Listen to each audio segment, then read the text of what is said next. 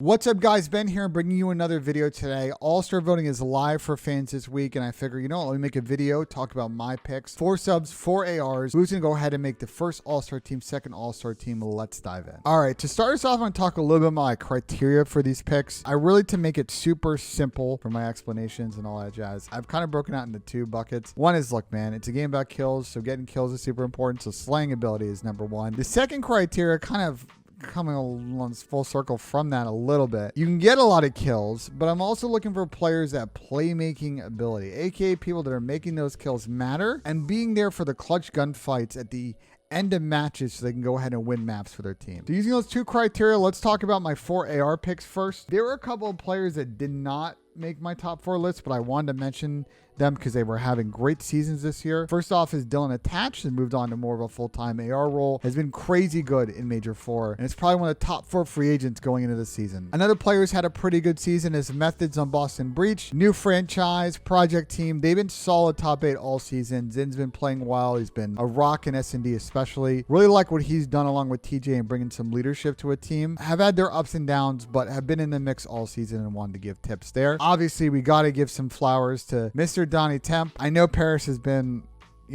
a team. Let's just be honest, has been a team. But Don's played well. Really good at being an aggressive kind of push-out player. And I'm very curious to see what he does in the offseason as well. And finally, a player that I think might be a little bit of a surprise to some people watching this video, but he's having actually a pretty good season overall, is Mr. Thanos himself, aka Slasher. He's been actually crazy good in S&D all season and kind of helped that LAG team with that magical run in Major 2. Wanted to give him a lot of credit. It's been a really tough couple of months for this LAG team since Major 2, and obviously they struggled to qualify and didn't make it to champs, but I wanted to tip Austin how well he's played so far this season. All right, with that being said, let's dive into my actual picks here for top 4. Look, guys, to be honest, there are 2 players that should be a complete lock on everyone's teams. If you were not including these 2 players on your all-star selections, you're either trolling or smoking the papaya. Those 2 players have got to be the old school duo, and I say old school because they're not that old. They were taking everybody's lunch money on UMGs, on primes, on whatever, and now they're doing it in the league and taking your bounty money.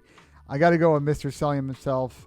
And I got to go with Dashi. Pick whatever, sort of statistical category you want for both these guys. They have been top 5 in those. 1.2 overall KDs for both. Have been super impactful, both holding power positions for their team, push on making plays, getting streaks, kind of bucket them together because their impact is very similar to FaZe and Optic, as both these teams have been pretty much 1 and 2 in the standings overall for most of the season. So yeah, I think those 2 are a lock. I would say probably your 2 ARs for your first team if I had to be honest. Let's talk second team. My last 2 AR selections.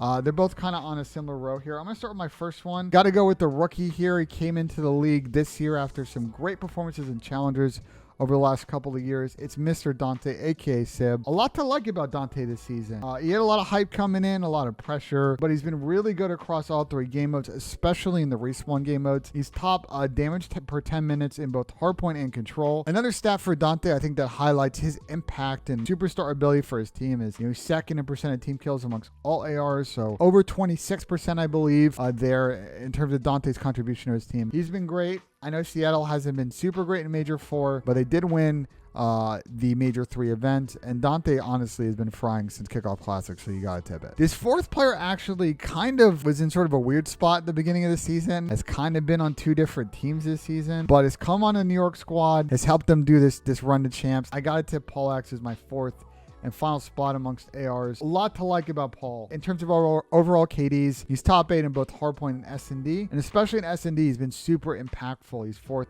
in first blood win percentage, just to kind of highlight one of those stats there. For Paul, I think the kind of final point is just his ability to have come into the squad along with Kiz and really transformed the direction of this New York season and provide a real steady blanket along with Krim on that backline holding down the AR spot. So for that, he's going to be my 4th spot on the team. I think him and Dante are probably the ARs on the second team, with MC and Dashi being on the first team. So those are my 4 ARs for All-Star. All right, let's talk about my honorable mentions for subs first. These 4 players did not make the cut for the 4, but all had pretty good seasons. Mac has been great, especially in Major 3, but some of the other players on this list have a little bit better overall numbers and impact. So great season, but not top 4. Obviously got to tip the GOAT, Scump. He's had a pretty good season this year, up and amongst a lot of the stat leaders. Again, though, there are a couple other players in front of him. Afro, same thing, especially I think with Gizmo coming back has been really, really good, especially in search. And the 4th player on my list list for honorable mention. This one might be a little bit of a surprise. I had to kind of put Big Wake outside my top 4. That might be a little controversial, a little bit of a hot take. I think I'm kind of docking some points from Big Wake in terms of sort of his impact on the team. He's getting a lot of kills. I think some of these other sub players, though, that I'm about to list off are a little bit more impactful to their team in terms of winning and losing matches and maps. All right, so let's dive in.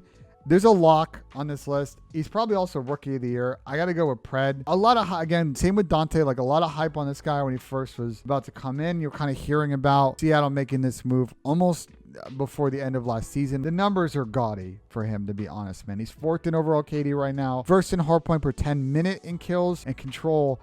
Kills per 10 minutes, he's 1st. So, like, I mean, there's other stats as well for Pred, but for me, like, has been far and away, I think, the most impactful sub player this year. I think his kind of best function is he's so good in shots he's like this too. In finding gaps, hitting routes, hitting flanks, constantly being annoying as a sub player. Yes, you can always kind of run at the objective and get kills and kind of face smash, but his ability to make plays for other players on his team, especially Mac and Sib from a slaying perspective, has been really key to Seattle's success this season and was part of the reason I think why they were so good at Major 3 and won that event. All right, next up on the list, I got a tip. The Mr. French Phenom himself, Hydra. We'll go ahead and get my second vote for sub player. Another player who's got really good numbers this year. He's 4th in hardpoint KD, 4th in control KD, and 2nd in control kills per 10 minutes. I think the same kind of concept with Paul has really come together here at the end of the season. The difference between Paul and Hydra, though, is, man, Hydra's been putting up these numbers all season, even when his teammates were getting smoked. He's part of the reason this team was kind of staying in it for most of the season before they made a lot of the moves before Pro-Am. Like, this guy really kind of has been a safety blanket for them and part of the reason why they were able to have enough points so they can make this run to Major 4. So got to give him respect. Really curious to see what he does in the offseason. Stays in New York, maybe he goes. I don't know. All right, last 2 players I have rounding out my top 4 for SMGs. You got to go with the Optic Phase duo, Simp and Shotzi.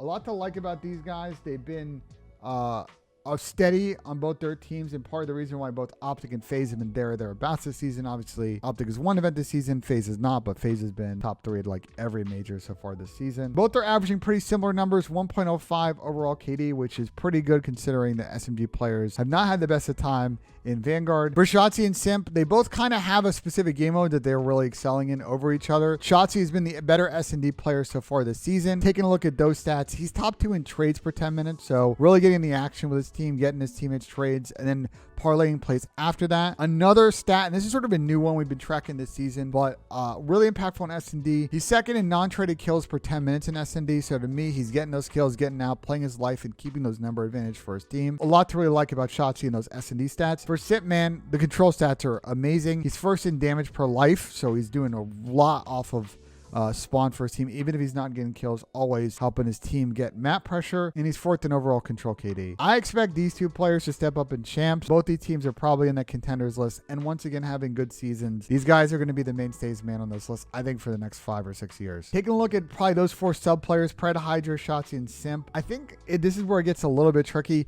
If I had to kind of put them in first team, second team kind of situation, I'm probably putting Pred and Shotzi in my first team and then putting Simp and Hydra in my second team. I can kind of see this order jungling a little bit. The only one to me that's like a 100% first team lock is Pred, but you can make an argument for Shotzi, Simp, and Hydra for the other 3 spots amongst the 2 all-star lists. Well, guys, that'll do it for this video. Let me know in the comments who you guys have for your all-star votes. I'm very curious to see what A players make it to the cut. I think from there, and it's not really clear in the website or videos or what's been released, you know, how the first team and the second all-star teams are going to be determined, but I'm very curious to see that breakdown. As always, if you liked the video, click a like button below, hit the subscribe button. Big shout out to Easy Mac and Carson for the stats in this video, and I'll see you guys in the next one. Thank you so much.